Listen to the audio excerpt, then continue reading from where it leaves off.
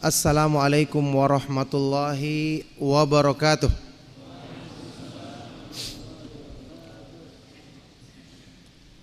Innal hamdalillah nahmaduhu wa nasta'inuhu wa nastaghfiruh wa na'udzu billahi min syururi anfusina wa min sayyiati a'malina. May yahdihillahu fala mudhillalah wa may yudlil fala hadiyalah. Wa asyhadu an la ilaha illallah wahdahu la syarikalah. Wa asyhadu anna Muhammadan abduhu wa rasuluh. Ya ayyuhalladzina amanu taqullaha haqqa tuqatih wa la tamutunna illa wa antum muslimun.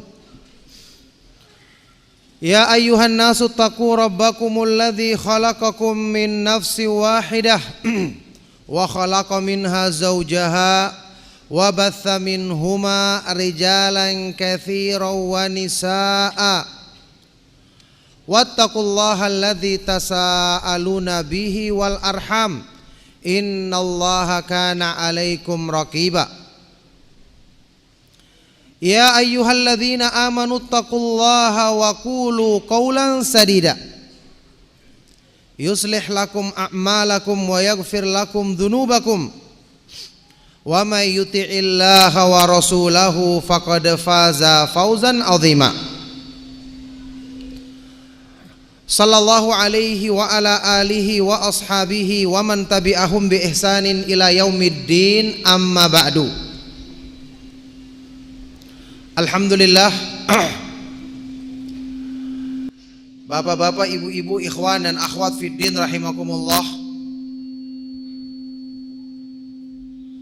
serta para pendengar radio kita maupun radio-radio yang lain yang merelaynya, radio sahabat dan yang lainnya, rahimakumullah. Alhamdulillah, segala puji bagi Allah Subhanahu wa taala atas semua limpahan nikmat dan karunia-Nya, atas kemudahan taufiknya bagi kita semua untuk kita mengenal kemuliaan Islam, untuk kita mengenal kemanisan iman, serta mengenal nikmatnya mengikuti sunnah Rasulullah sallallahu alaihi wasallam, yang semoga Allah Subhanahu wa taala menjadikan nikmat dan taufiknya ini senantiasa ditetapkannya dalam diri kita sampai di akhir hayat kita. Barakallahu fikum. Alhamdulillah, di pagi atau siang hari ini kita bertemu di dalam majelis ilmu yang mulia dalam rangka saling menasehati, dalam rangka mewujudkan ciri orang yang saling mencintai karena Allah, bertemu dan berpisah karena Allah. Yang kita harapkan dengan karunia Allah ini kita termasuk ke dalam golongan orang-orang yang mendapatkan kemuliaan di sisinya. Di antaranya yang disebutkan dalam hadis sahih riwayat Imam Bukhari dan Muslim tentang sab'atun yudhilluhumullahu fi dhillihi yauma la dhilla illa dhilluh. Ada 7 golongan manusia yang akan mendapatkan naungan arsy-Nya Allah Subhanahu wa taala pada hari kiamat nanti, di padang mahsyar nanti, yang pada waktu itu tidak ada naungan selain naungan arsy-Nya. Di antaranya wa rajulani tahabba fillahi ijtama'a alaihi wa tafarraqa alaihi. 2 orang yang saling mencintai karena Allah, mereka bertemu dan berpisah karena Allah. Tentu termasuk di antaranya adalah bertemu dalam majelis ilmu. Bahkan ini sebaik-baik tempat pertemuan, yang di situ turun rahmat Allah Subhanahu wa taala. Ghasyiyatuhumur rahmah, nazalat alaihimus sakinah, turun ketenangan dari sisi Allah Subhanahu wa taala. Majelis yang diliputi oleh para malaikat. Tentu ini sebaik-baik tempat untuk mewujudkan pertemuan dan perpisahan karena Allah Subhanahu wa taala. Maka dalam rangka inilah kita bertemu untuk saling menasihati dalam kebaikan, ya, karena saya sendiri mengetahui persis, ana sendiri mengetahui persis bahwa antum di sini tidak kurang dalam mendapatkan nasihat-nasihat yang bermanfaat dari para ustadz al-fudhala. Ada Ustadz Toharo, ada Ustadz Arif Budiman, ada Ustadz Arif Syarifuddin, dan para asatidzah yang lainnya. Saya tidak bisa sebutkan satu persatu. Saya juga baru kenalan dengan Ustadz Yudi yang dari Kemenak, ya, Pak Yudi. Saya lupa nama beliau lengkapnya. Jazakallahu khairan. Nasihat-nasihat dan bimbingan-bimbingan mereka tentu sudah sering antum dapatkan, yang ini lebih dari cukup insya Allah untuk memudahkan kita dalam rangka meniti jalan Allah Subhanahu wa ta'ala untuk mencapai keridhaannya. Taib ma'asyiral ikhwa wal akhwat fid din rahimakumullah, serta para pendengar radio kita dan radio sahabat maupun yang lainnya dimanapun Anda berada. Di kesempatan kajian kita di pagi atau siang hari ini, kita akan membahas satu tema penting yang merupakan salah satu adab utama dalam menuntut ilmu. Lihatlah dari siapa kamu mengambil ilmu agamamu. Tentu saja tema ini diambil dari ucapan salah seorang ulama salaf yang tentu tidak asing bagi kita semua. Di dalam muqaddimah kitab Muqaddimah Sahih Muslim, jadi Imam Muslim ketika beliau menulis kitab Sahih yang merupakan kumpulan hadis-hadis yang sahih dari Rasulullah sallallahu alaihi wasallam sebagaimana antum ketahui, sebelum masuk ke dalam penulisan atau penyebutan hadis-hadis Rasulullah SAW, beliau mencantumkan muqaddimah atau kata pengantar bagaimana metode menuntut ilmu yang benar. Hal-hal apa saja yang perlu dipenuhi sehingga seseorang itu ketika menuntut ilmu mendapatkan ilmu yang bermanfaat. Karena ini yang akan mewariskan amalan soleh. Karena ini yang akan mewariskan rasa takut kepada Allah Subhanahu wa ta'ala. Ilmu itu dijadikan utama kedudukannya dalam Islam. Antum ketahui bersama, bahkan pernyataan dari para ulama salaf menyebutkan menuntut ilmu agama yang benar adalah termasuk seutama-utama amal dalam Islam. Imam Ahmad bin Hanbal rahimahullah ta'ala bahkan sampai mengatakan, la syai'a afdalu min talabil ilmi idza hasunat fihi niyyah.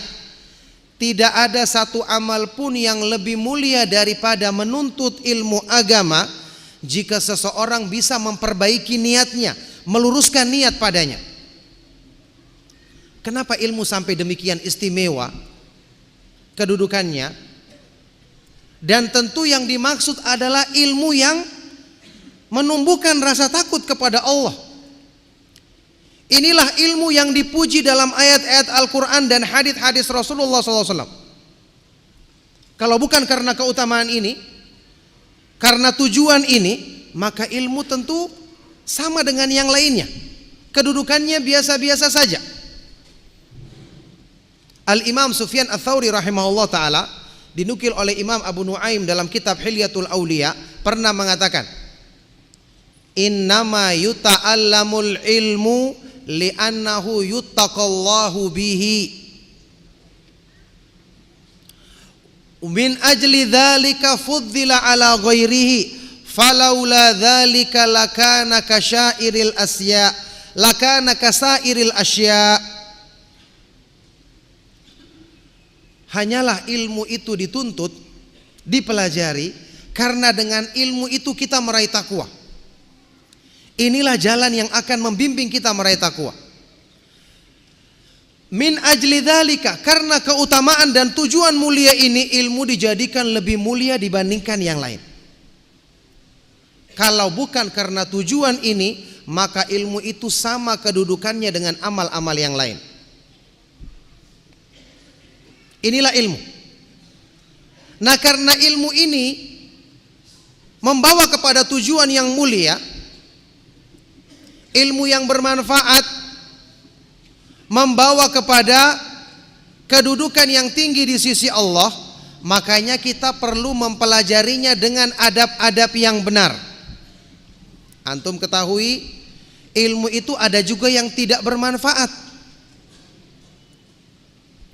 Orang yang mempelajarinya semakin tinggi ilmunya, bukan semakin dekat kepada Allah, semakin jauh dia dari Allah. Contoh seperti yang disebutkan dalam Al-Quran tentang orang-orang Yahudi, na'udzubillahi min dzalik. Mereka punya ilmu, paham tentang kitab yang diturunkan kepada mereka, tapi justru karena mereka tidak memiliki ketakwaan, dengan ilmu yang mereka miliki digunakan untuk menyelewengkan kalimat-kalimat Allah. Yuharrifunal kalima amma wadhihi wa nasu hadzam mimma dzukiru bih.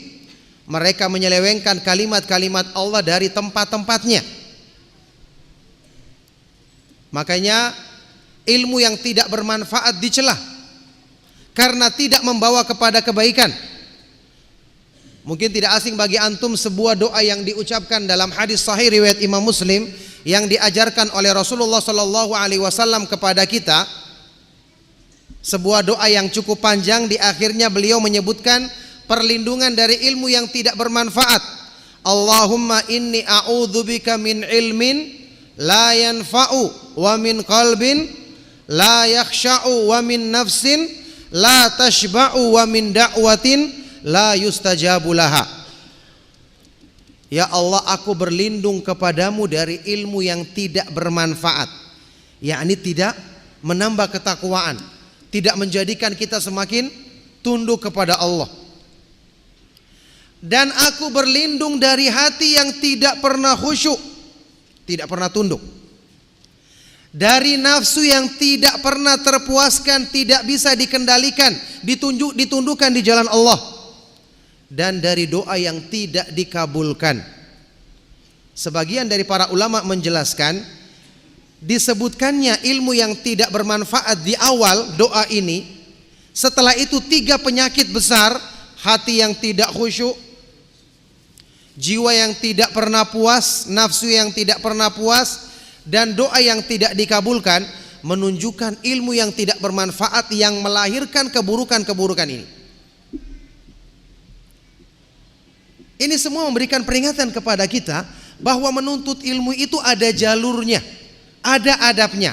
Makanya saya katakan tadi, Imam Muslim ya mencantumkan atau membuat muqaddimah, kata pengantar untuk memahami ilmu yang benar, yang di situ beliau jelaskan adab-adab yang berhubungan dengan guru, yang berhubungan dengan murid. Kenapa? Ilmu itu kan ibadah, bahkan termasuk ibadah yang paling agung. Sekarang ibadah itu ada syarat-syaratnya apa tidak? Ada syaratnya apa tidak? Ada syaratnya, yaitu apa? Ikhlas dan apa? Ittiba. Mengikhlaskan agama semata-mata karena Allah. Dan yang kedua apa? Sesuai dengan petunjuk yang dicontohkan oleh Rasulullah sallallahu alaihi wasallam, kemudian nanti oleh para sahabat radhiyallahu taala anhum ajmain. Nah, ilmu seperti itu supaya diterima oleh Allah, supaya bermanfaat, supaya tercapai tujuannya. Kenapa dia dimuliakan dalam Islam? Nah, di antara yang dinukil oleh Imam Muslim yang saya katakan tadi adalah pernyataan yang terkenal dari imam besar Ahlus Sunnah dari kalangan tabi'in yang mulia, yaitu Imam Muhammad ibnu Sirin.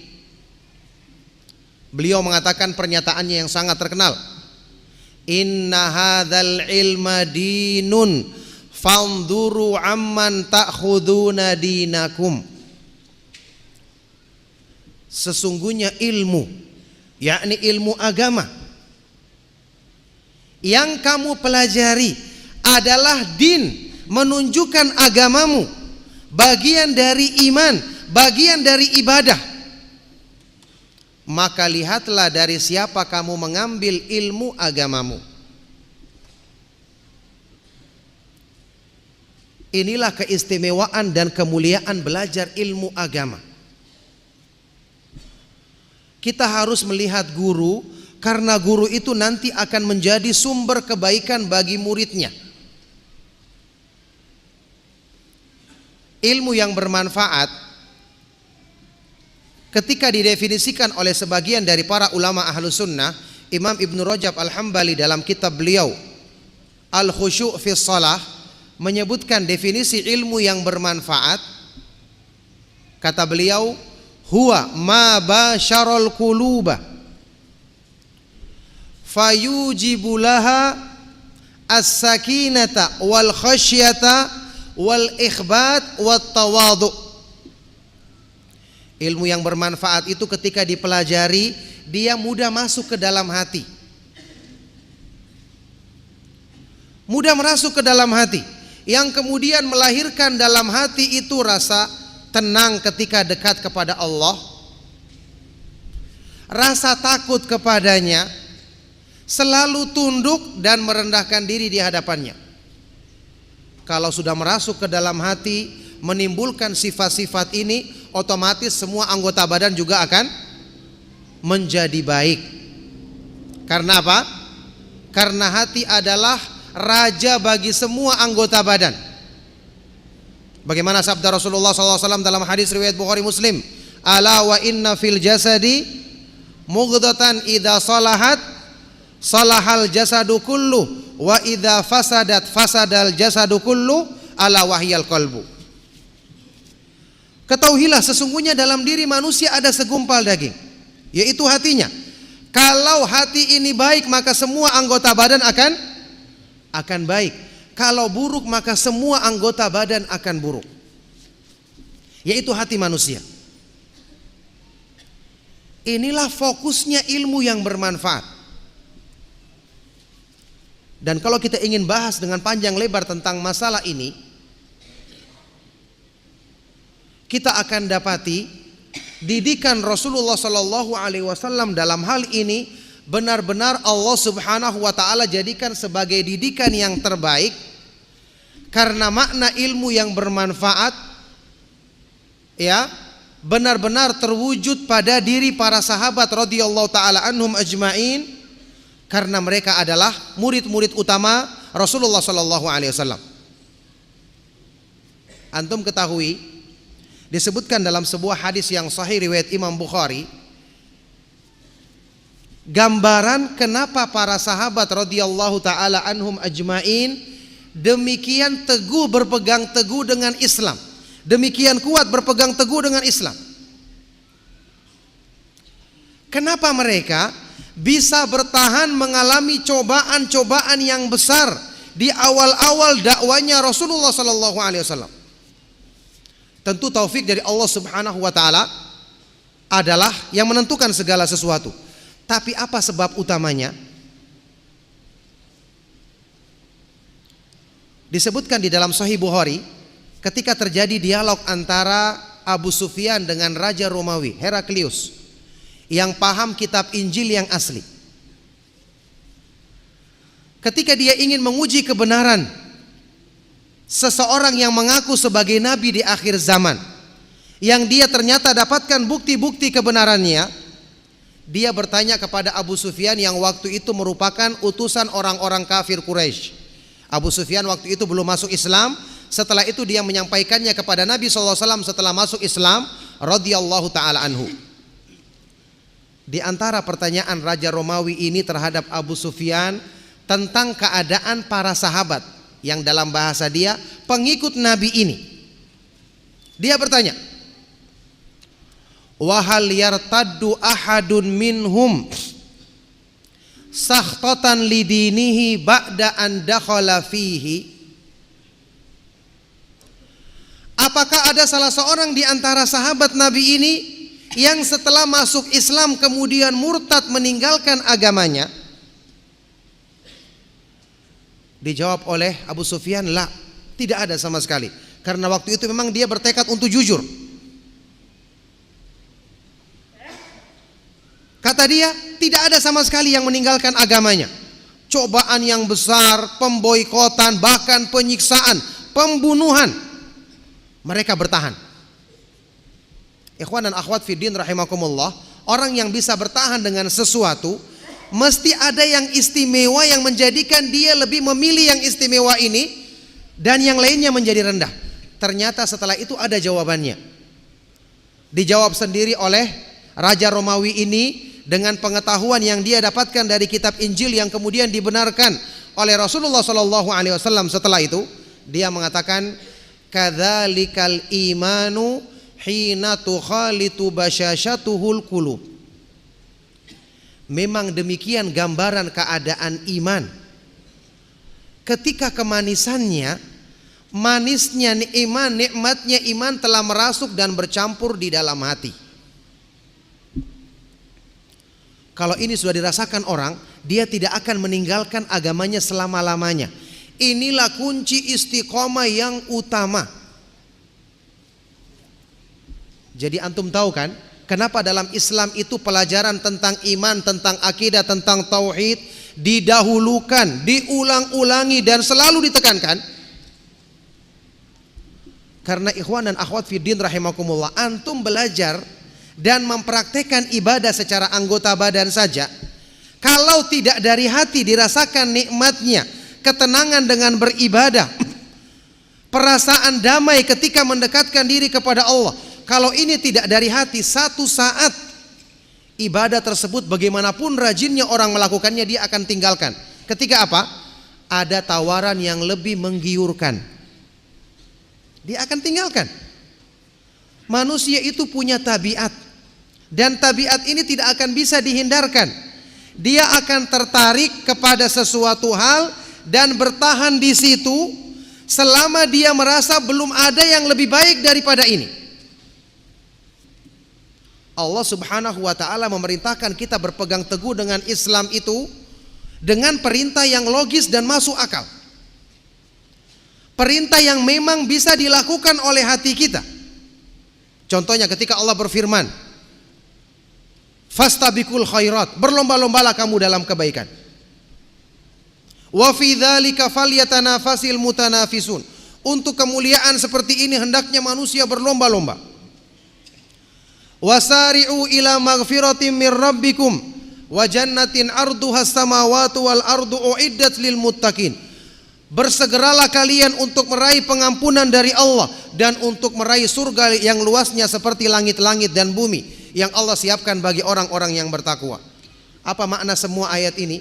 Seandainya Islam itu tidak menarik, tidak nikmat ketika masuk ke hati, tidak mungkin kita diperintahkan untuk berlomba-lomba, untuk bersegera melakukannya. Jadi makna ini yang kita ingin dapatkan dari mempelajari ilmu yang bermanfaat. Seseorang yang kenal iman tidak perlu repot-repot dia dipaksa untuk bisa mengamalkan agamanya. Dia yang akan mencarinya sendiri. Iman yang benar itu adalah surga dunia yang sesungguhnya. Salat, apa kata Rasulullah SAW tentangnya? Dalam hadis riwayat Imam Ahmad dan Nasai dengan sanad yang sahih, wa ju'ilat qurratu aini fis shalah, dijadikan kesejukan hatiku ketika aku menunaikan salat. Makanya mereka berlama-lama untuk melaksanakan salat. Rasulullah sallallahu alaihi wasallam kalau salat malam, saking panjangnya bacaan yang dibaca sampai kaki beliau bengkak. Rasulullah sallallahu alaihi wasallam manusia biasa, iya kan? Setiap orang kalau kakinya bengkak sakit pastinya. Tapi karena yang di hatinya lebih nikmat dan lebih tinggi kedudukannya, maka perasaan sakit di kaki jadi tidak terasa. Ini aslinya adalah sebab untuk istiqomah di atas jalan Allah Subhanahu wa ta'ala. Tayyib, ternyata ini adalah buah daripada ilmu yang bermanfaat. Buah daripada ilmu yang bermanfaat. ilmu yang dipelajari bersumber dari Al-Quran dan Sunnah dengan pemahaman para sahabat radhiyallahu ta'ala anhum ajma'in, yang buahnya terlihat ketika ilmu ini merasuk ke dalam hati kita. Nah, untuk tujuan inilah saya katakan tadi diperlukan adab-adab dalam menuntut ilmu. Ilmu itu ada jalurnya. Bagaimana hadis Rasulullah SAW dalam Sahih Muslim yang menyebutkan keutamaan ilmu sebagai jalan menuju surga.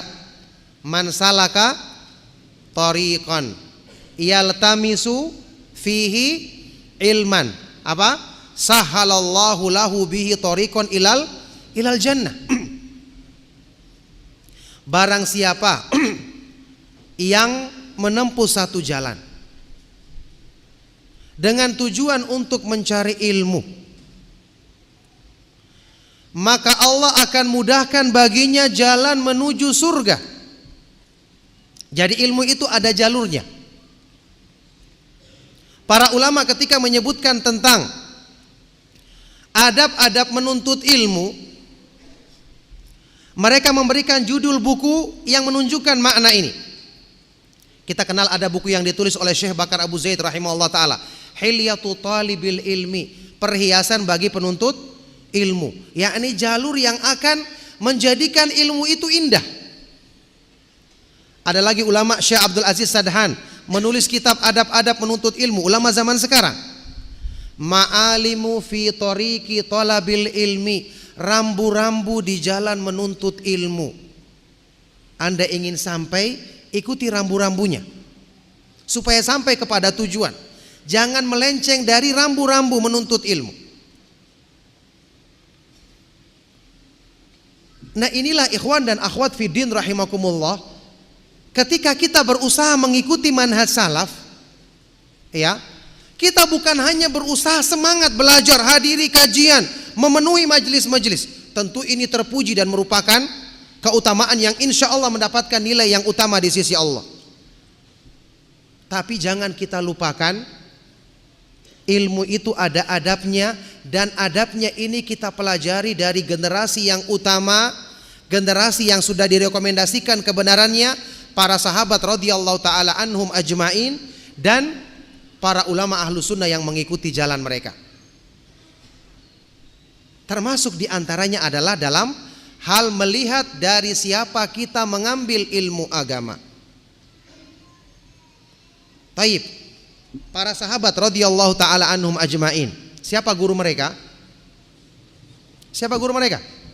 Rasulullah SAW. Jadilah generasi yang paling utama, karena gurunya adalah hamba Allah yang paling mulia. Wajar keadaan muridnya dilihat dari gurunya.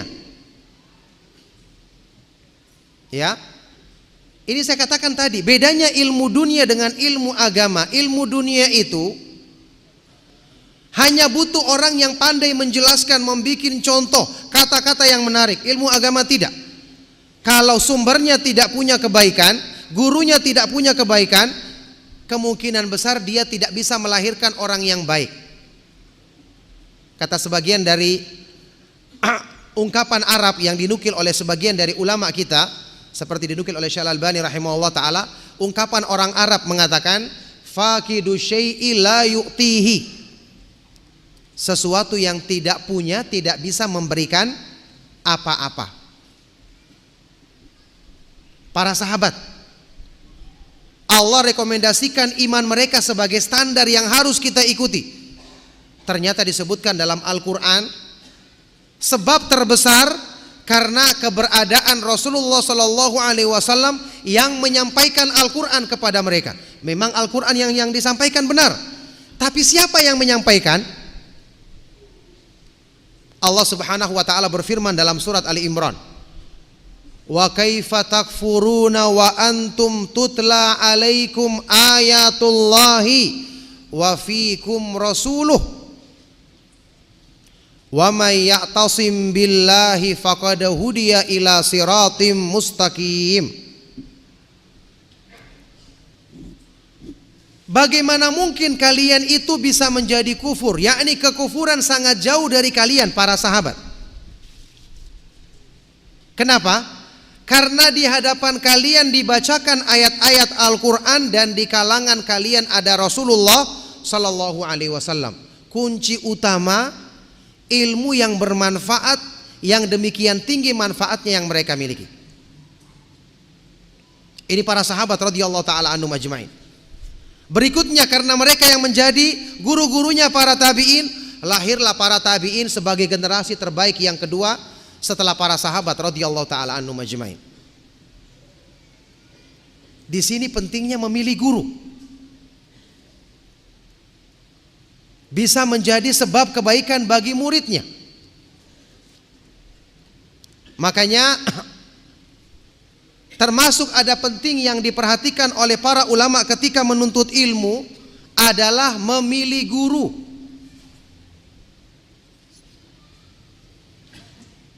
Bahkan ini saya katakan tadi, ya, ketika para ulama menjelaskan faktor-faktor yang menentukan ilmu yang kita pelajari, ilmu yang menjadi ilmu yang bermanfaat, seperti penjelasan Imam Ibnu Qayyim rahimahullah ta'ala dalam kitab Al-Fawaid. Faktor yang pertama kali disebutkan adalah mu'athir, guru yang bisa memberikan pengaruh yang baik. Sumber yang bisa memberikan pengaruh yang baik.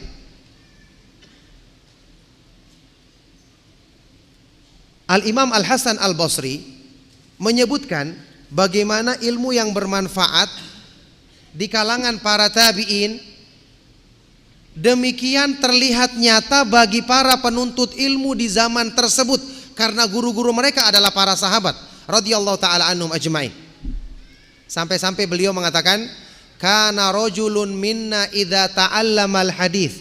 Dulu di zaman kami, di zamannya para tabi'in, generasi setelah sahabat, jika ada salah seorang yang mulai belajar hadis, belajar sunnah, kata beliau apa? Falam yalbath, ditunggu tidak lama.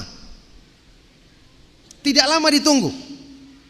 An yura dzalika, terlihat pengaruh atau dampak positif dari ilmu yang dipelajarinya, sunnah yang dikajinya, fi takhusyu'ihi, dalam rangka meningkatkan khusyuknya dalam ibadah.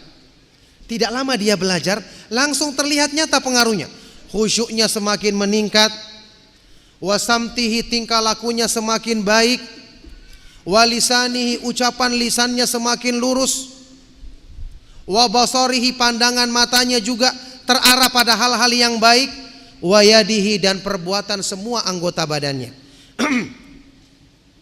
Ini dulu keadaan para tabi'in.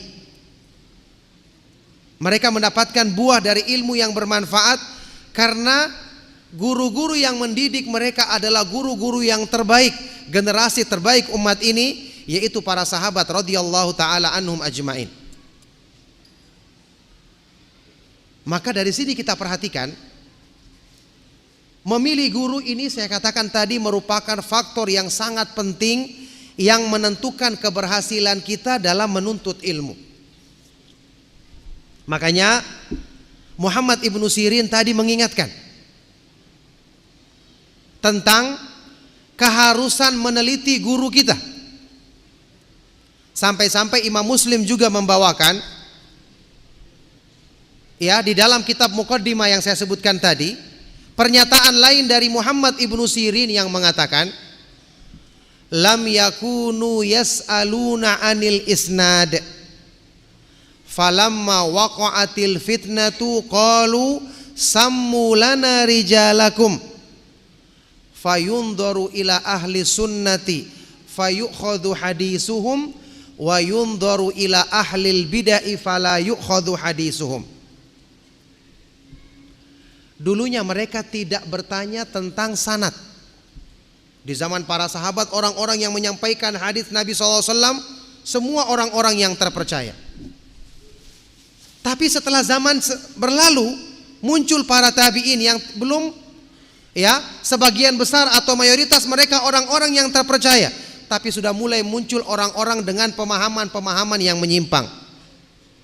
Kata beliau, ketika mulai munculnya fitnah, baru mereka mulai bertanya, sebutkan kepada kami siapa rawi-rawi atau pembawa-pembawa ilmu hadis yang meriwayatkannya. Siapa pembawanya?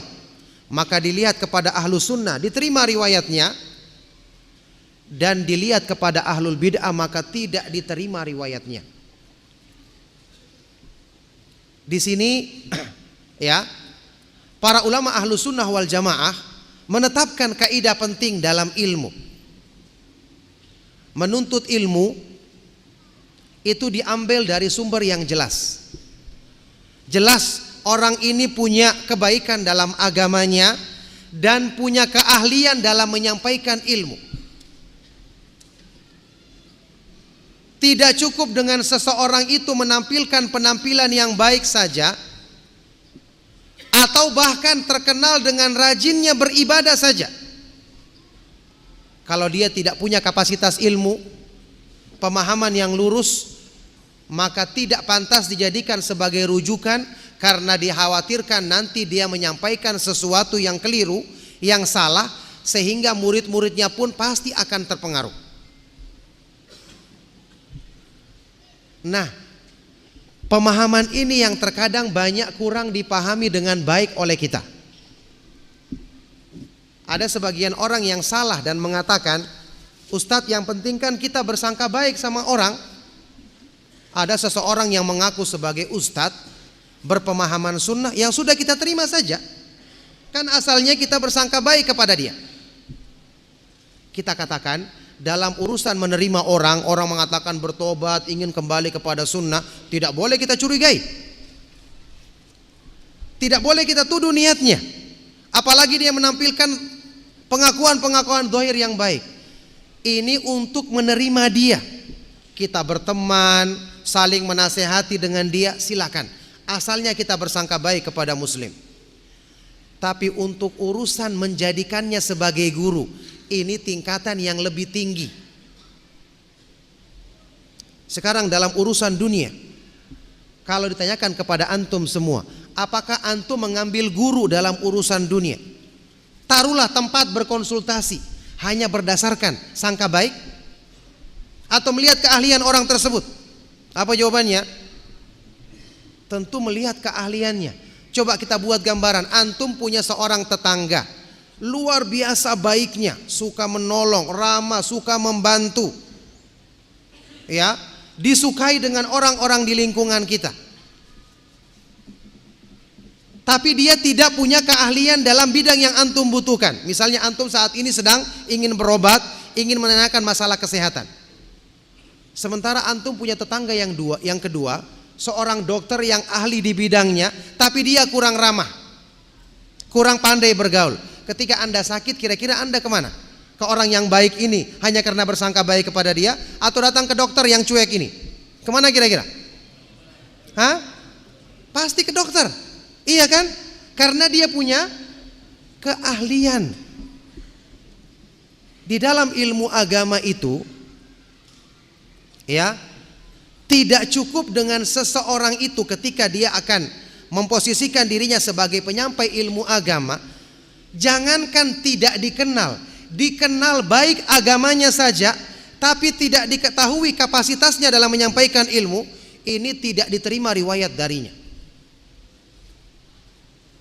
Antum kalau buka kitab-kitab jarh wa ta'dil, ya, kitab-kitab yang menyebutkan kedudukan rawi-rawi hadis, para ulama ahlus sunnah wal jamaah sepakat mengatakan, ya, para ulama mutaakhirin yang kemudian menyebutkan kesepakatan ini, bahwa rawi yang tidak dikenal dikatakan majhulul hal, tidak diketahui keadaannya, itu dikatakan riwayat hadisnya tertolak, kecuali kalau ada jalur lain yang mendukungnya. Selama tidak ada yang mendukungnya, maka riwayatnya tertolak, karena orang ini tidak pantas diambil ilmu darinya.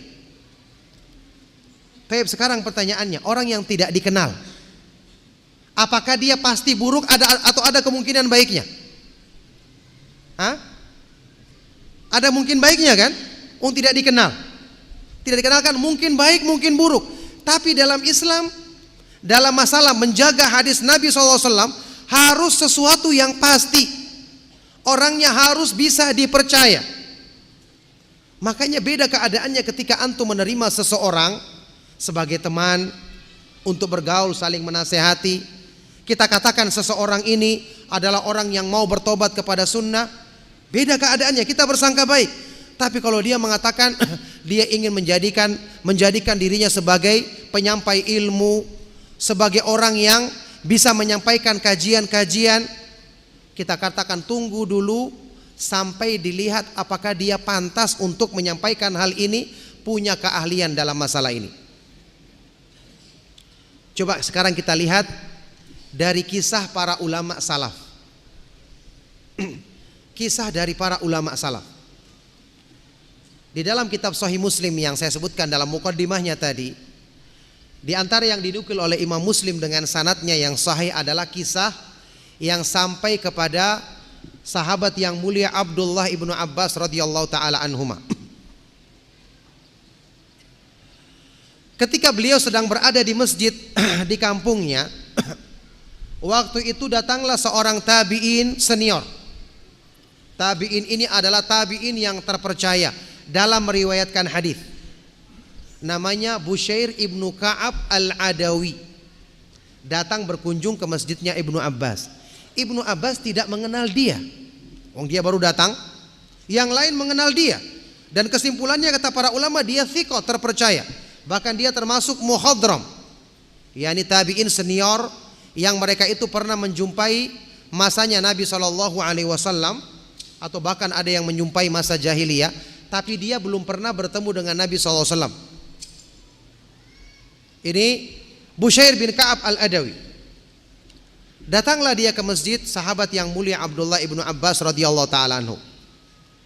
Sampai di sana, karena sebagian orang mengenal dia, ada yang minta dia untuk menyampaikan beberapa hadis yang didengarnya. Dia menyebutkan nama sahabat karena dia bertemu dengan sahabat. Dia pun menyebutkan qala Rasulullah sallallahu alaihi wasallam kadza, qala Rasulullah sallallahu alaihi wasallam kadza. Rasulullah sallallahu alaihi wasallam pernah bersabda seperti ini, Rasulullah sallallahu alaihi wasallam pernah bersabda seperti ini. Ternyata Ibnu Abbas yang mendengarkan ucapan ini disebutkan dalam riwayat tersebut, faja'ala Ibnu Abbas radhiyallahu taala anhuma lam yaltafitu ilaihi wa lam ya'dhanu li hadithihi. Orang-orang memperhatikan Ibnu Abbas, beliau tidak menoleh sedikit pun kepada Bushair ini dan juga tidak mendengarkan ucapannya sama sekali. Tentu saja Bushair bin Ka'ab tersinggung, iya kan? Masa saya menyampaikan hadis orang ini tidak menoleh sama sekali, kayak meremehkan sekali. Akhirnya Bushair ibnu Ka'ab menegur Ibnu Abbas. Ya, antum tahu sendiri Ibnu Abbas kan termasuk sahabat yang masih kecil ketika Rasulullah SAW meninggal dunia. Sedangkan Bushair ibnu Ka'ab ya adalah orang yang senior yang pernah mencapai masanya Rasulullah SAW, tapi beliau tidak pernah bertemu dengan Nabi SAW. Maka dia memanggil, ya Ibnu Abbas, mali ra'aituka la ta'dhanu li hadisi wala taltafit ilayya. Mali ra'aituka la ta'dhanu li hadisi wala taltafitu ilayya. Wahai Ibnu Abbas, kenapa aku melihat kamu tidak mau mendengarkan ucapanku, bahkan tidak mau menoleh kepadaku? Uhadithuka an Rasulillah sallallahu alaihi wasallam walam tasma.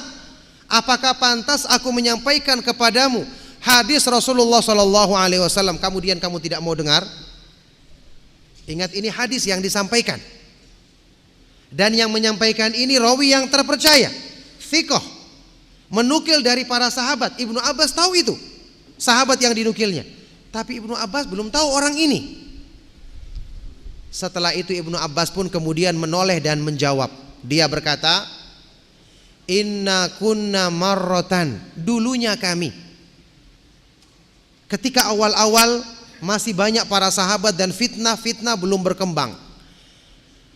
Idza sami'na rajulan yaqulu qala Rasulullah sallallahu alaihi wasallam ibtadarathu a'yununa wa asghayna ilaihi bi adhanina. Dulunya kami ketika mendengarkan, kalau kami mendengar seseorang yang berkata Rasulullah sallallahu alaihi wasallam bersabda, langsung pandangan mata kami tertuju kepadanya. Langsung pendengaran kami arahkan kepadanya. Dulu seperti itu. Tapi kata beliau, falamma raqiban nasu sa'ba wadzalul lam na'khudh minhum illa ma na'rifuhu. Tapi beda keadaannya ketika manusia sudah berubah. Fitnah telah tersebar. Manusia ada yang sudah, ya bahasa istilah dalam bahasa Arab, menunggang kendaraan yang jinak dan kendaraan yang liar. Yakni sudah tidak membedakan lagi mana yang fitnah, mana yang benar. Ketika sudah terjadi seperti ini, kata beliau, kami tidak mengambil dari manusia kecuali yang kami sudah kenal saja. Coba lihat metode yang diajarkan oleh Ibnu Abbas radhiyallahu taala anhuma dalam menuntut ilmu. Jadi tidak bisa kita hanya mengatakan, wah kelihatannya ucapannya baik. Dari mana Anda tahu itu kebaikannya? Kalaupun dia mengucapkan kali ini baik, apakah berikutnya juga Anda yakin mengucapkan yang baik? Dan yang paling penting, Anda yakin itu benar-benar baik, bersumber dari nukilan yang benar, berdasarkan pemahaman para sahabat radhiyallahu taala anhum ajmain. Ini orang yang tidak dikenal, tidak dikenal keadaannya. Di zaman para ulama salaf, bahkan sampai orang yang dikenal kesolehannya tidak diterima riwayat darinya selama dia tidak ahli dalam menyampaikan riwayat. Coba kita lihat Imam Malik bin Anas, juga dibawakan dalam Muqaddimah Sahih Muslim. Imam Malik bin Anas, imam dari kalangan tabi'ut tabi'in, disebut sebagai imam Darul Hijrah, imamnya penduduk Madinah. Guru beliau tabi'in yang ternama, yang bernama Abu Zinad, Abdullah ibnu Zakwan al-Madani. Kedua-duanya pernah menceritakan, ya, mereka menjumpai di kota Madinah. Bayangkan antum, Madinah dan Mekah itu dulu dan sampai sekarang tentu saja merupakan tujuannya orang-orang yang soleh. Sampai terkenal mereka itu yujawirun, yakni sengaja tinggal bertetangga dengan Masjidil Haram dan Masjid Nabawi. Yang dari jauh tinggal selama berbulan-bulan baru pulang lagi, supaya mereka bisa beribadah di dua masjid yang agung tersebut. Imam Malik menceritakan tentang keadaan di Madinah. Adraktu fi hadzal balad, aku pernah menjumpai di kota Madinah ini, di Masjid Nabawi, masyikhatan kulluhum min ahli salahi wal ibadah, para guru, yakni para syekh-syekh yang utama. Masyikh artinya orang-orang yang terkenal sebagai ahli ibadah, disebut sebagai orang-orang yang soleh. Yuhadithun, mereka membuka majelis hadis. Kata Imam Malik, lam na'khudh anhum syai'an, kami tidak pernah belajar sedikit pun kepada mereka. Yuqalu laisu min ahlihi, karena dikatakan mereka ini bukanlah ahlinya. Sampai disebutkan dalam riwayat yang lain, mereka-mereka ini lawi tuminu ala baiti malil muslimin la adauha, seandainya mereka dititipkan menjadi penjaga baitul mal, ya gudang hartanya kaum muslimin, mereka akan tunaikan dan tidak kurang satu peser pun. Saking jujur dan kuatnya iman mereka, solehnya mereka.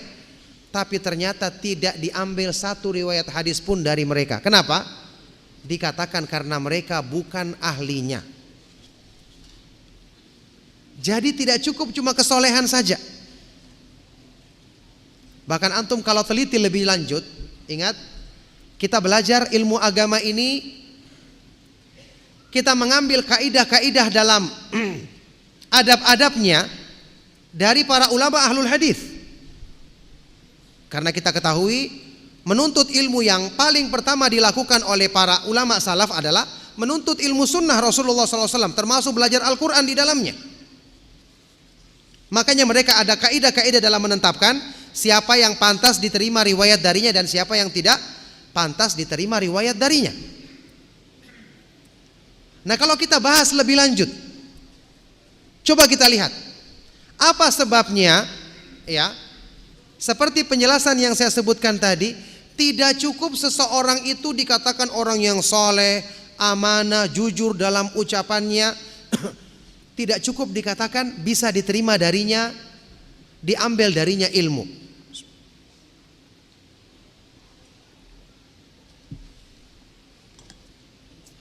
Ternyata jawabannya, karena seseorang itu kalau tidak punya keahlian, maka kelalaian yang akan terjadi dalam penyampaian ilmu itu sangat besar kemungkinannya. Dan ingat, kalau sudah menyangkut ilmu agama, ilmu hadis, nanti akan tersebar, resikonya akan buruk. Coba lihat sekarang, hadis-hadis yang palsu banyak tersebar di masyarakat kita. Kalau bukan karena penjagaan dari Allah Subhanahu wa taala, maka sudah rusak ilmu agama ini.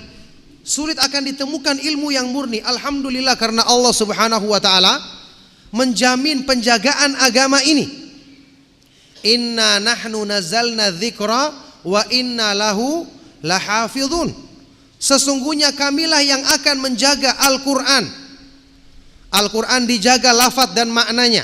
Maknanya diterangkan dalam hadis-hadis yang sahih. Berarti hadis juga mesti dijaga. Kamilah yang menurunkan Al-Quran dan kamilah yang akan menjaganya.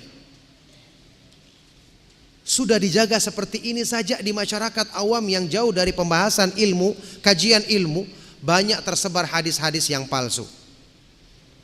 Kalau kita bahas, kita bertanya dan kita cari penjelasannya dari keterangan para ulama, kita dapati hadis-hadis yang palsu itu tersebarnya apa? Dari orang-orang yang bagaimana kira-kira? Tentu adalah orang-orang yang ingin merusak agama, iya kan? Orang-orang zindik, betul kan? Orang-orang yang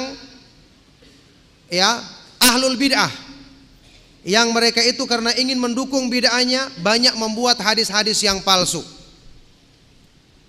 Beberapa golongan yang disebutkan oleh para ulama. Tapi ada satu golongan yang paling besar perannya dalam menyebarkan hadis yang palsu. Ini disebutkan dalam kitab-kitab hadis seperti dalam kitab Tadribur Rawi Imam As-Suyuti. Ya. Golongan ini yang paling besar perannya dalam menyebarkan hadis-hadis yang palsu, bukan orang-orang zindik yang ingin merusak Islam.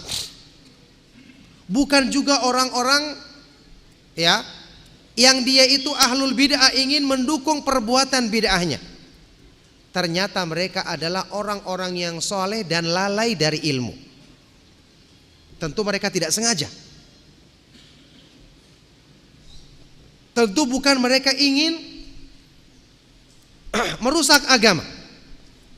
Bahkan mereka meriwayatkan hadis karena lalai dan bukan ahlinya. Dilihat saja maknanya benar, langsung disampaikan. Akhirnya kaum muslimin melihat, wah si fulan orang yang soleh, ahli ibadah yang menyampaikan, pasti ini benar, langsung diterima, disebarkan, akhirnya menjadi tersebar hadis-hadis yang palsu. Makanya di sini Imam Muslim banyak menyebutkan nukilan dari para ulama salaf. Sampai-sampai ada yang menyebutkan ibarat yang agak keras dalam masalah ini, seperti pernyataan Imam Yahya bin Sa'id Al-Qattan sama Abu Asim An-Nabil. Yang keduanya mengatakan, ma ra'aitu salihina akdzaba minhum fil hadis. Kita tidak pernah melihat orang yang lebih banyak berdusta dalam hadis Rasulullah sallallahu alaihi wasallam melebihi orang-orang yang soleh. Luar biasa kerasnya kan? Tidak ada yang lebih banyak berdusta dalam hadis Rasulullah SAW melebihi orang-orang yang soleh. Kok sampai seperti ini? Maksudnya orang-orang yang dia kenal yang banyak keliru dan lalai dalam meriwayatkan hadis sehingga tersebar hadis-hadis yang palsu, hadis-hadis yang keliru, ternyata dari orang-orang yang soleh ini yang bukan ahli tapi ikut-ikut meriwayatkan hadis. Dikatakan di sini berdusta maksudnya berbuat salah. Berbuat salah dalam riwayat hadis. Kata Imam Muslim dalam Sahih Muslim tadi mengatakan maknanya, kata beliau, yajril kadhibu ala alsinatihim wa la yata'ammaduna dzalik. Ya, lidah mereka mengucapkan ucapan yang dusta atau salah, tapi mereka tidak sengaja melakukannya. Coba antum lihat. ini orang yang sudah jelas-jelas solehnya. Bukan cuma namanya Pak Soleh. Ini soleh betulan, ahli ibadah betulan. Ya, ini saja disebutkan, bukan cuma ditolak. Ternyata akibat dari mereka ikut-ikutan dalam meriwayatkan hadis justru banyak menimbulkan masalah. Tersebarnya hadis-hadis yang palsu, naudzubillahi min dzalik. Nah, oleh karena itulah ikhwan dan akhwat fiddin rahimakumullah, antum ingat sekali lagi, Anda belajar itu adalah untuk menjaga agama. Di akhir zaman ini fitnah demikian banyak. Orang-orang yang mungkin kita anggap pantas menyampaikan ilmu saja, ilmu mereka pun bukan ilmu yang mendalam seperti para ulama salaf terdahulu. Apalagi sekarang ditambah dengan orang-orang yang tidak kita kenal, tidak jelas. Ya, yang kalau benar-benar kita ingin mengikuti pemahaman Ahlus Sunnah wal Jamaah, harusnya adab-adab yang penting seperti ini kita perhatikan. Saya ingat, dan juga mungkin perlu kita jadikan sebagai pembahasan dalam masalah ini, ya. Kalau antum belajar ilmu hadis, ada satu pembahasan yang disebutkan oleh para ulama tentang seorang imam besar Ahlus Sunnah, penulis hadis, penghafal hadis, sekaligus kritikus hadis yang diperhitungkan ucapannya dalam masalah mengkritik rawi. Cuma dalam masalah memuji rawi, imam besar ini punya sedikit masalah. Dia terlalu longgar dan gampang, yaitu Imam Ibnu Hibban, Muhammad Ibnu Hibban Al-Busti. Apa yang dilakukan oleh imam ini? Dia menulis sebuah kitab yang berjudul kitab Ats-Tsiqat. Ats-Tsiqat artinya rawi-rawi yang terpercaya, bisa diambil riwayat hadis darinya. Kitab yang 9 jilid besar, cetakannya yang lama. Mungkin belum ada cetakan yang baru. Ya. Di dalam kitab ini dia mencantumkan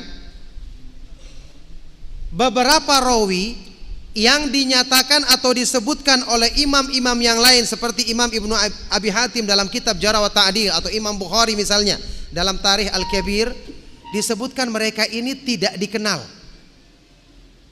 Tidak disebutkan pujian, tidak disebutkan pula celaan, tapi dia masukkan dalam kitabnya tadi, dianggap sebagai orang-orang yang terpercaya. Di pembukaan atau kata pengantar kitabnya dia mencantumkan alasannya. Dia mengatakan,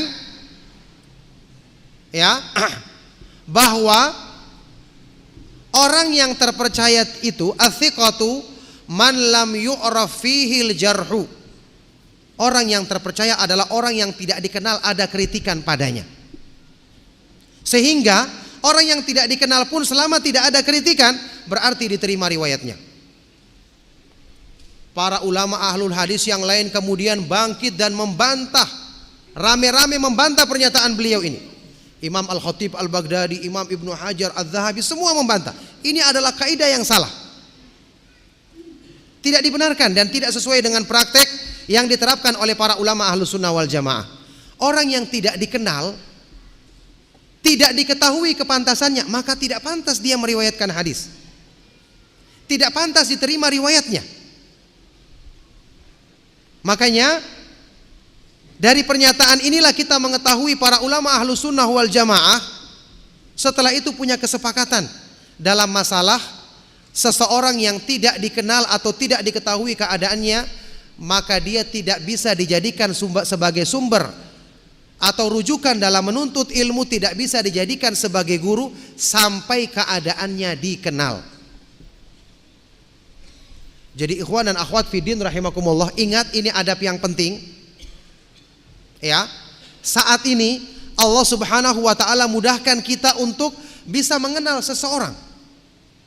Tinggal antum bertanya kepada ustadz. Dulu para ulama salaf ketika ingin meneliti keadaan seseorang, karena terbatasnya sumber informasi, mereka turun tangan langsung datang meneliti orang tersebut.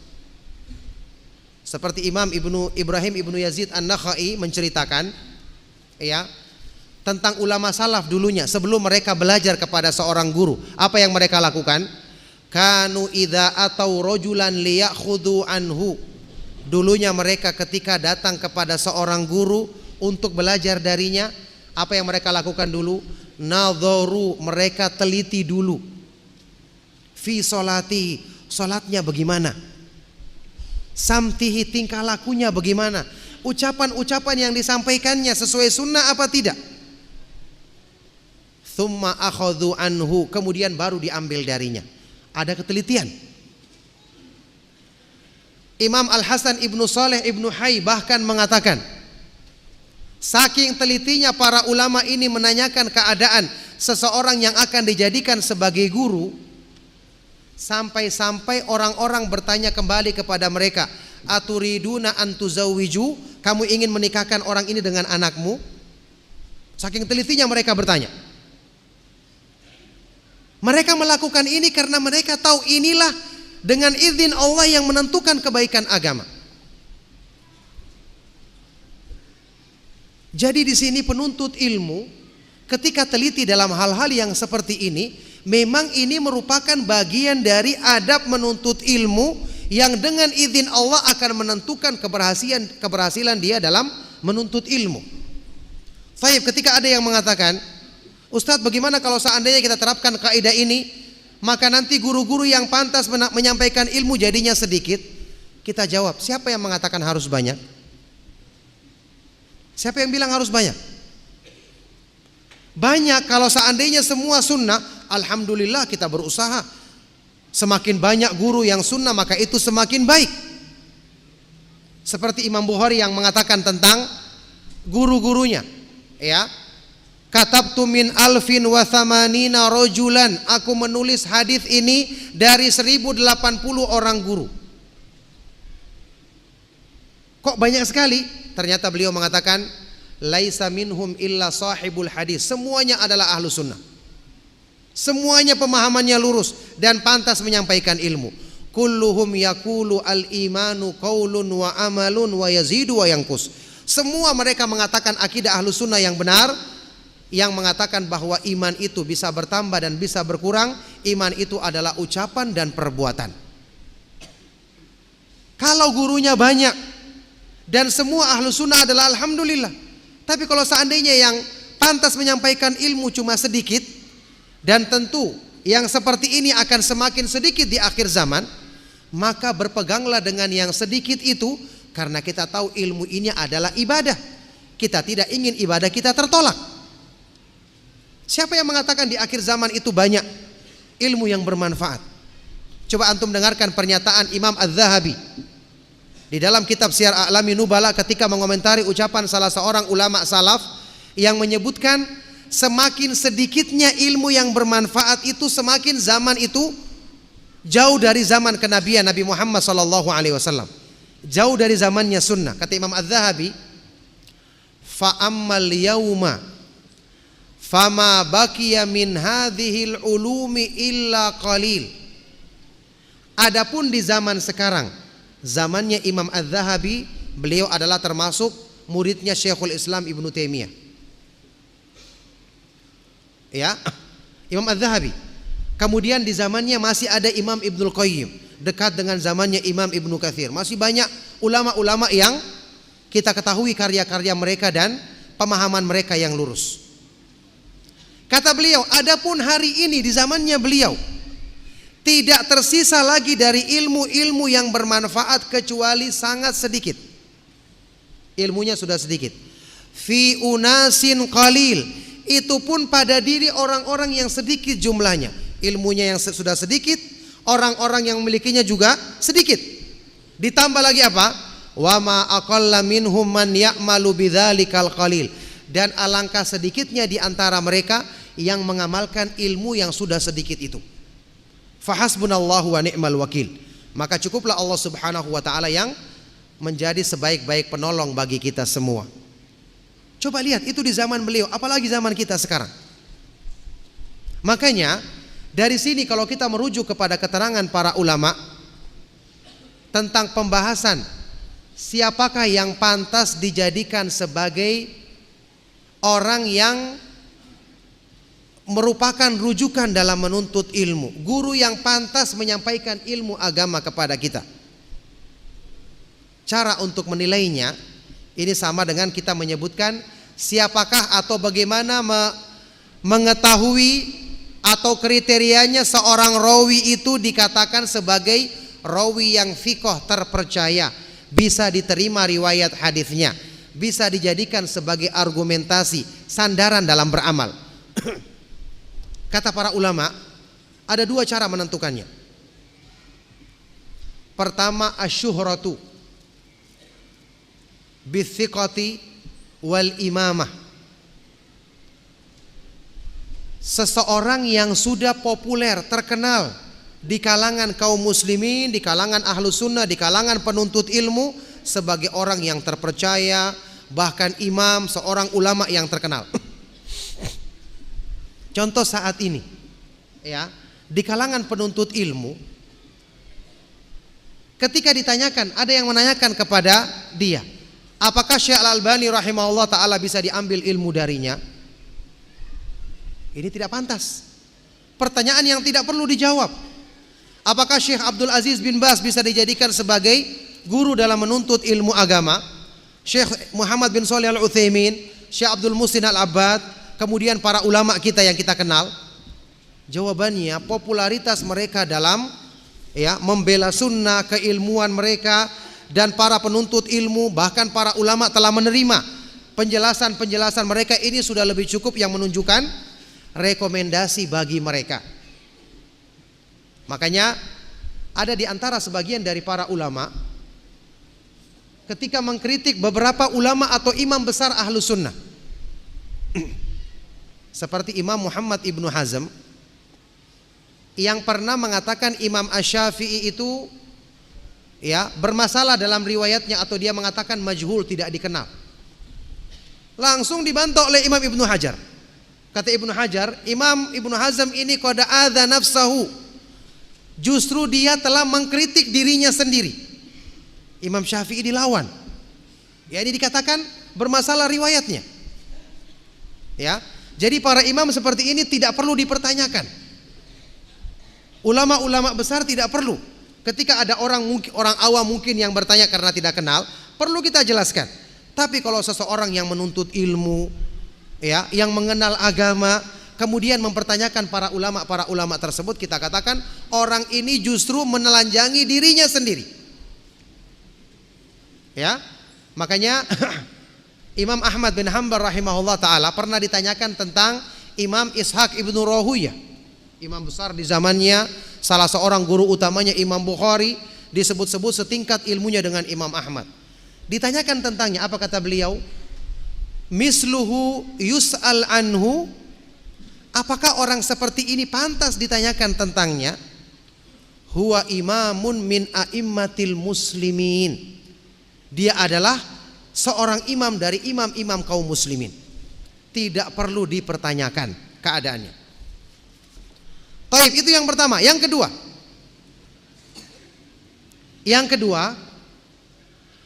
at-tansisu min a'immatil jarhi wa ta'dil. At-tansis, pernyataan dari para ulama, dari para ahli kritikus yang menilai siapa rawi yang pantas diterima riwayatnya dan siapa yang tidak pantas. Berarti dalam masalah menilai guru, kita harus bertanya. Harus bertanya. Antum tidak hanya bertanya dalam masalah akidah, menghubungi ustadz ketika ada syubhat. Masalah fikih, masalah amal tentang tata cara sholat atau ibadah-ibadah tertentu, telepon dengan ustadz. Tapi ketika memilih guru, Masya Allah, masing-masing menjadi mujtahid, pilih sesuai keinginannya sendiri. Anda salah dalam beragama kalau seperti ini. Antum ketahui sampai saat ini para asatidzah sunnah, para ustadz yang kita kenal, ketika ingin mendengarkan, misalnya ada seseorang yang diundang dari Arab Saudi untuk menyampaikan ilmu, Sampai saat ini kita masih menghubungi para ulama yang ada di Madinah yang kita kenal, atau di mana saja yang kita kenal, untuk menanyakan bagaimana keadaan orang ini. Apakah dia memang benar seorang ulama yang diperhitungkan ilmunya, tidak ada penyimpangan dalam manhajnya, atau bagaimana keadaannya? Karena kadang-kadang ada orang yang disebut, wah dia pernah belajar di Arab Saudi, pernah duduk di majelisnya Syekh bin Baz. Kadang-kadang mengakunya seperti itu. Ternyata dia seorang takfiri, mengkafirkan pemerintah, ya, bahkan pemerintah Arab Saudi. Nanti datang ke negeri kita juga membawa pemikiran takfir, dan banyak orang-orang yang terpengaruh dengan pemikiran-pemikiran seperti ini karena tidak hati-hati. Cuma sekedar mengatakan, wah dia adalah seorang syekh yang datang dari Arab Saudi. Masya Allah, di Arab Saudi itu semua orang tua disebut syekh. Karena apa bahasa Arabnya? Artinya syekh dalam bahasa Arab, dalam bahasa Indonesia artinya orang tua. Sama dengan orang Indonesia yang datang ke Arab Saudi kaget, Masya Allah di sini anak kecil pintar bahasa Arab. Namanya juga orang Arab, pasti pintar bahasa Arab. Ya, jadi kalau disebut dengan syekh, ya semua orang tua di sana dikatakan dengan nama syekh. Ini yang terjadi ketika dalam menentukan guru kita tidak bertanya.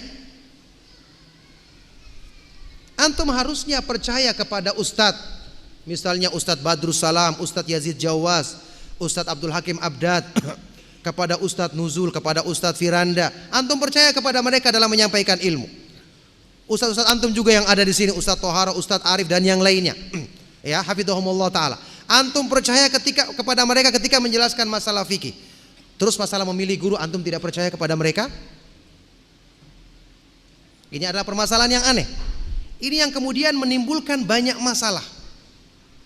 Akhirnya muncul fatwa yang aneh-aneh, penjelasan-penjelasan yang aneh-aneh keadaannya, sehingga ilmu yang seharusnya menjadi sebab kita semakin dekat dengan manhaj salaf, semakin cinta kepada dalil, semakin cinta dengan nukilan-nukilan dari ucapan para ulama salaf, dengan keberadaan sebagian orang yang model-model pengajiannya tidak jelas ini, akhirnya semua semakin berkurang dari kajian-kajian yang dinisbatkan kepada sunnah. Coba antum perhatikan sekarang, ikhwan dan akhwat fiddin rahimakumullah.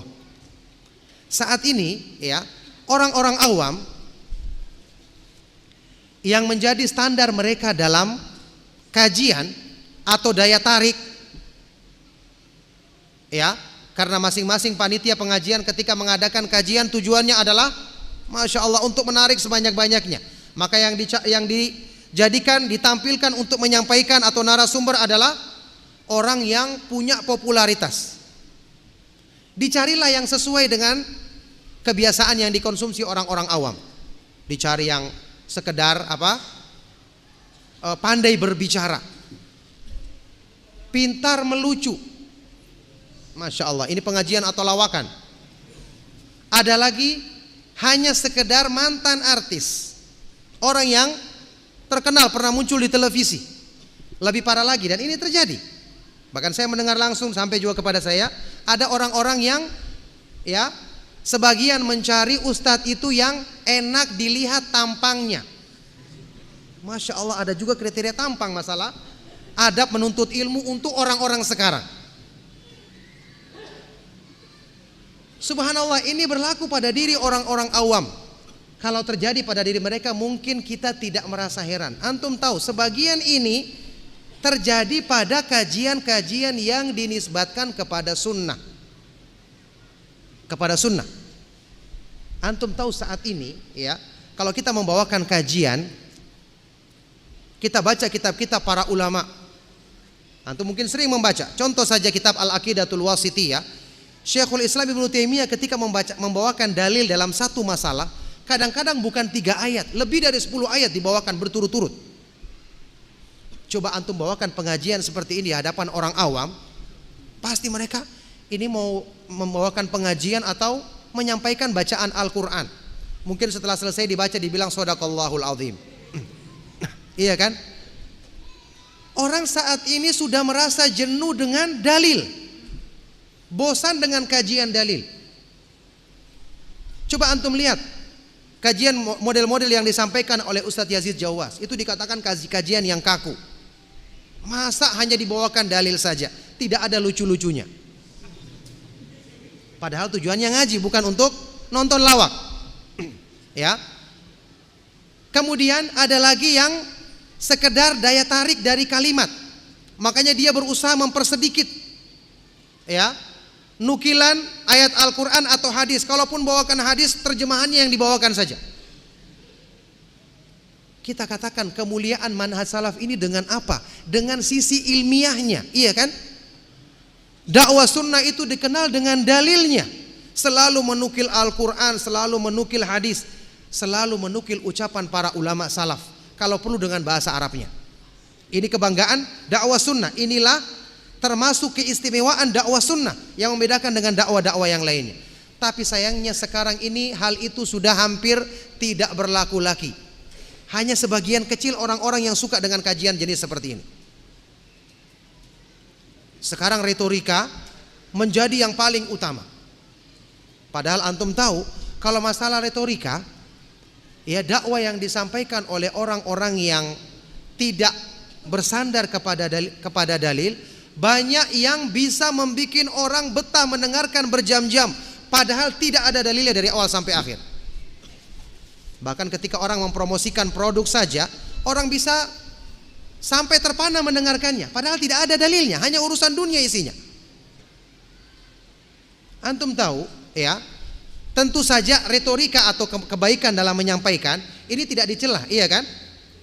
Tidak dicela asalnya, betul kan? Tapi dia bukan menjadi ukuran utama, bukan tujuan utama, dia sarana. Tujuan utama kita adalah apa? Menyampaikan dalil, membiasakan masyarakat mengenal dalil, membiasakan orang terkenal dengan Al-Quran, dengan hadis-hadis yang sahih. Ini yang kita inginkan. Adapun ucapan manusia, sampai pun dikatakan menarik, apakah ada yang lebih menarik dibandingkan firman-firman Allah dan hadis-hadis Rasulullah sallallahu alaihi wasallam? Fa inna asdaqal hadis kitabullah wa khairul huda huda Muhammadin sallallahu alaihi wasallam. Ini yang terbaik. Sesungguhnya sebenar-benar ucapan adalah kitabullah dan sebaik-baik petunjuk adalah petunjuk Rasulullah sallallahu alaihi wasallam. Adapun saya katakan tadi kemampuan berbicara atau retorika yang baik memang tidak salah. Alangkah indahnya ketika seorang yang bisa menyampaikan dalil yang baik, nukilan ayat Al-Quran, nukilan hadis, ucapan para sahabat, tapi dengan kata-kata yang baik. Dan ingat, di dalam hadis yang sahih disebutkan memang kata-kata yang baik itu bisa menyihir. Antum tidak perlu heran kalau ada orang yang enak didengar ucapannya, enak didengar kata-katanya, apalagi tidak banyak mengkritik orang, Masya Allah banyak yang suka. Ini ada hadisnya, hadis riwayat Bukhari Muslim. Rasulullah SAW pernah bersabda, inna minal bayani la sihron. Sesungguhnya di antara al-bayan, yakni kepandaian berkata-kata, retorika yang baik dalam penyampaian, ini benar-benar ada sihirnya. Sebagian para ulama mengatakan dari kata-kata sihir ini menunjukkan arti negatif. Berarti orang itu meskipun tidak ada ilmu yang disampaikannya bisa membuat orang tertarik dengan kepandaiannya bermain kata-kata. Tapi sebagian dari para ulama ada juga yang mengatakan ini bisa dibawa kepada arti yang positif, yaitu orang yang paham dalil, bisa menyebutkan dalil tapi dia pandai menyampaikan, maka ini menjadi sebab manusia berpegang teguh dengan kebenaran. Yang jelas ukurannya adalah dalil. Antum saat ini kajian sunnah harusnya kritis. Ketika antum datang ke satu pengajian, tujuannya untuk apa? Cari dukungan atau mau memperbaiki diri? Mau mensucikan hati? Jangan menjadikan standar pengajian itu, wah ini enak didengar, tidak ada hal-hal yang menyakitkan hatinya, semua didukung keinginannya. Tidak perlu repot-repot kita memikirkan apa artinya karena dinukil dalam bahasa Arab. Nah ini keliru. Ya, dan cukuplah menjadi ukuran kebaikan manusia kalau dia mudah mendengarkan nasihat ketika didengar langsung dari Al-Quran dan hadis-hadis Rasulullah SAW dibandingkan dengan ucapan manusia. Pernah ada kisah di zamannya Imam Ahmad, kemudian zaman setelahnya Abu Zur'a Ar-Razi, Imam Bukhari, zamannya Abu Hatim Ar-Razi. Ada seseorang yang disebut dengan Al-Haris Al-Muhasibi. Dia ini disebut-sebut punya pemahaman yang menyimpang yang dikritik oleh para ulama. Tapi di kalangan orang awam dia sangat diterima. Karena ketika dia menulis buku, dikatakan bukunya penuh dengan hikmah. Kata-katanya indah, kata-katanya seolah-olah menyampaikan nasihat, mengajak kepada hal-hal yang baik. Tapi tidak dengan nukilan-nukilan dalil. Banyak yang terpesona dengan buku-buku yang ditulisnya atau dengan ceramah-ceramahnya. Sampailah salah seorang ada yang bertanya kepada Imam Abu Zur'a Ar-Razi tentang buku-buku yang ditulis orang ini. Imam Abu Zur'a Ar-Razi karena dia mengetahui buku-buku ini tidak ada dalilnya, kata beliau, la khaira fihi, tidak ada kebaikan padanya, tinggalkan buku-buku ini. Orang yang bertanya ini kemudian mengatakan, ayyuhal imam, wahai imam, tetapi di dalamnya banyak kalimat-kalimat hikmah, nasihat-nasihat yang menyentuh hati. Ketika itu beliau menjawab, man lam yakun lahu fi kitabillahi ibrah falaisat lahu fi hadhil asya ibrah. Barang siapa yang tidak bisa mengambil pelajaran atau nasihat dari kitabullah, dari wahyu Allah tidak menjadi sumber nasihat bagi dirinya, maka apapun yang terdapat dalam buku ini tidak akan menjadi nasihat bagi dirinya. Orang yang tidak terbiasa mengambil nasihat dari Al-Quran, jangan berharap ucapan manusia bisa menjadi nasihat bagi dirinya. Ini pelajaran bagi kita. Saya sudah katakan tadi dari awal, ilmu yang bermanfaat itu ada buahnya. Harusnya kita bertanya kepada diri kita sendiri, sudah sejauh mana buah dari ilmu yang bermanfaat kita rasakan? Kalau begitu, harus ada yang dikoreksi dari pemahaman kita dalam menuntut ilmu selama ini. Harus ada yang dibenarkan. Makanya inilah saya katakan, para ulama salaf kenapa mereka sangat memberikan perhatian menjelaskan adab-adab menuntut ilmu, menjelaskan rambu-rambunya. Dari setiap generasi mereka menulis buku-buku seperti ini supaya mengatasi masalah yang tadi kita sebutkan. Orang-orang yang menuntut ilmu, banyak sudah kajian yang didengarkan, tapi tidak ada atau sangat sedikit yang menempel di hatinya. Pengaruh kebaikan yang membengkas pada dirinya hampir tidak terlihat. Ini namanya ilmu yang tidak bermanfaat, karena tidak mewariskan amalan soleh, tidak mewariskan ketundukan dan rasa takut kepada Allah Subhanahu wa ta'ala, disebabkan salah dalam mempraktekkan adab-adab sewaktu menuntut ilmu. Oleh karena itulah, ikhwan dan akhwat fiddin rahimakumullah, penting untuk kita perhatikan pembahasan yang saya sampaikan tadi, yang juga pembahasan ini ada makalah yang pernah dimuat di majalah As-Sunnah yang saya tulis beberapa edisi yang lalu dengan judul yang sama, lihatlah dari siapa kamu mengambil ilmu agamamu, juga tersebar di internet, insya Allah bisa antum baca dan lihat secara lebih lengkap lagi dalil-dalilnya. Yang jelas, dengan mempraktekkan adab-adab seperti ini, teliti dalam menuntut ilmu, memperhatikan setiap nukilan yang disampaikan, apa dalilnya Al-Quran dan Sunnah, hadisnya sahih apa tidak, kemudian lihat siapa ulama salaf yang dinukilkan dari keterangan sahabat, tabi'in, atau misalnya Imam Syekhul Islam Ibnu Taimiyah, Ibnu Qayyim, atau tafsir Ibnu Katsir. Antum dengan ini telah membuka jalur untuk meniti ilmu di atas jalan yang benar. Penuntut ilmu adalah orang yang sedang menempuh jalan keselamatan. Ya. Sahabat yang mulia Ali bin Abi Thalib radhiyallahu taala anhu sewaktu membagi manusia itu dibagi dengan 3. Yang terakhir orang yang celaka dan binasa. Yang selamat cuma dua. Yang pertama alimun rabbani, seorang yang berilmu dan mendidik manusia dengan didikan yang sesuai dengan sunnah. Dan yang kedua muta'allimun ala sabilin najah, seorang penuntut ilmu yang berada di atas jalan, di atas jalur keselamatan. Maka inilah yang menjadikan kita bersemangat untuk mempelajari sunnah Rasulullah SAW, mempelajari petunjuk para sahabat, dan kita praktekkan dalam kehidupan kita.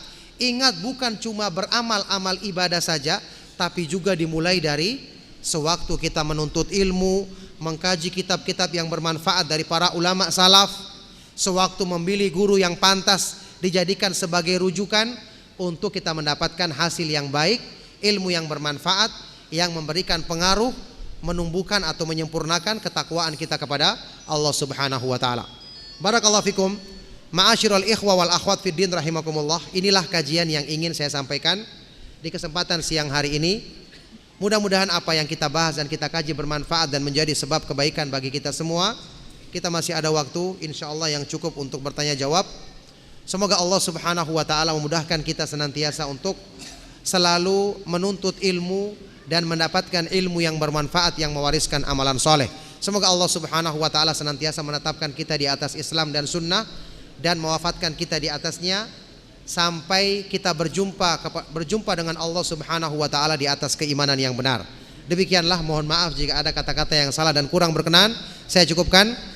Sallallahu wasallam wa barak ala nabiyina Muhammad wa ala alihi wa ashabihi wa man tabi'ahum bi ihsanin ila yaumiddin wa akhiru da'wana anil hamdulillahi rabbil alamin.